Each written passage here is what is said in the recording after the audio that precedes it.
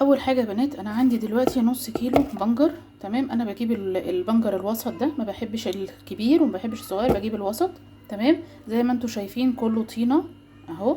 خلاص، انا بس الراجل قطع لي العرش بتاعه، انا بسيبه زي ما هو كده، وبنزل تحت الميه بيه وبعمله بالفرشه دي. انا لسه ابني كسرها، فانا هعمل هنضفه بالميه خلاص وبالفرشه كويس جدا، ومش هقطع الحاجات دي، مش هقطعها خالص، علشان لو قطعتها ونزلته في الميه سلقته بينزل اللون من الناحيه دي خلاص، ومن الناحيه التانية. فانا بسيبه كده زي ما هو، وبعد كده لما بيتسلق هنشوف هنعمل ايه.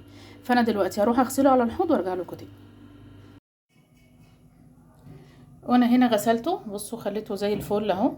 تمام اهو زي الفل، طبعا بالفرشه. حطيت له بس شويه ميه عشان ابتدي اسلقه. تمام، هفتح عليه النار، وبعد ما يتسلق هنشوف بقى هنعمل ايه الطريقه.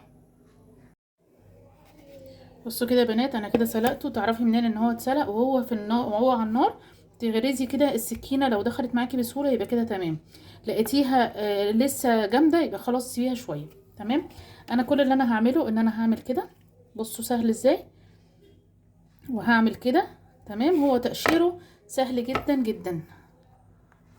اوريكم كده، بصوا شايفين اهو، سهل جدا، مفيهوش اي تعب ولا فيه اي حاجه.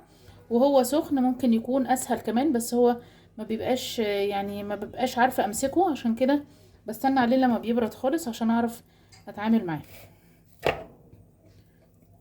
تمام، الميه بتاعته دي طبعا ليها فوائد. طبعا ممكن تعملي بيها حنه، تخلي اللون زي ما انتوا شايفين كده بيبقى نبيتي شويه، يبقى طبعا حلو قوي. الناس اللي بتحب تعمل حنه ما تحبش الصبغه.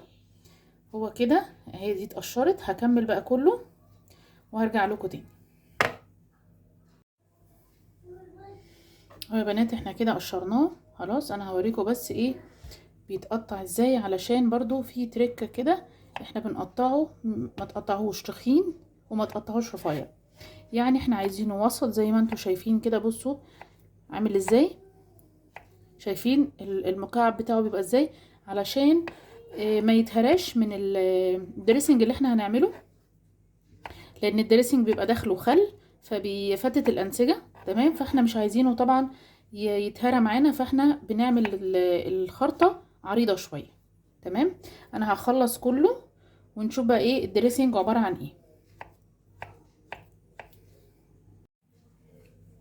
انا كده قطعت كل النص كيلو اللي عندي. تمام، عندي 4 فصوص ثوم خلاص. انا بس مقطعاه علشان اساعدها ان هي تفرمه اكتر.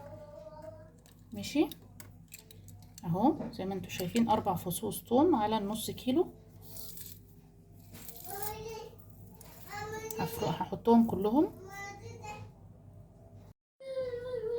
وهنعمل بقى هنا الدريسنج. عبارة عن معلقة سكر او معلقة عسل ابيض. تمام، معلقة اهي خلاص. هنحط عليها 3 معالق زيت، دول كده 3 معالق زيت، و3 معالق خل.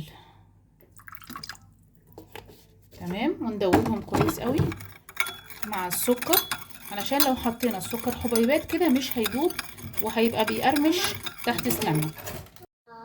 انا كده دوبت الخليط. تمام، خلي بالكم البنجر ما بيتحطلهوش ملح تماما. هو بيبقى فيه السكر بتاعه خلقة ربنا طبعا، وما بينفعش ان احنا نحط له سكر. الملح بيغير طعمه خالص. هو الثوم، زيت، سكر او عسل، والخل. هنحط دلوقتي كده الخليط ده ونقلب، وهتاكلوا احلى حبة بنجر او سلطة بنجر دقتوها في حياتكم. تحفة ومغذية طبعا، مش قادرة اقول لكم الغذاء بتاع البنجر قد ايه، وكله فوائد ومعادن وكل حاجة حلوة في البنجر ده. وحلو جدا للناس اللي عندها فقر دم، حلو بكل المقاييس يا جماعة. تمام، حاولي كده ايه ان انتي تبعديهم عن بعض عشان الخلطة دي تخش في كل الحتت اللي هي متقطعة دي. وزي ما انتوا شايفين، انا طبعا عارفة ان في ازعاج، تمام اهو. وادي سلطة البنجر تحفة، جربوها بالطريقة بتاعتي دي. هو المفروض ما بيتحطلوش ملح خالص، ما بيتحطلوش توابل ولا بهارات، اللي انا قلت عليه ده بس. جربوها على سفرة رمضانية كده، هتعجبكم جدا وهتعجب كل الضيوف. وكل سنة وانتم طيبين، ولو عجبكم الفيديو تعملوا لي لايك وكومنت حلو زيكم. كل سنة وانتم طيبين، والسلام عليكم ورحمة الله وبركاته.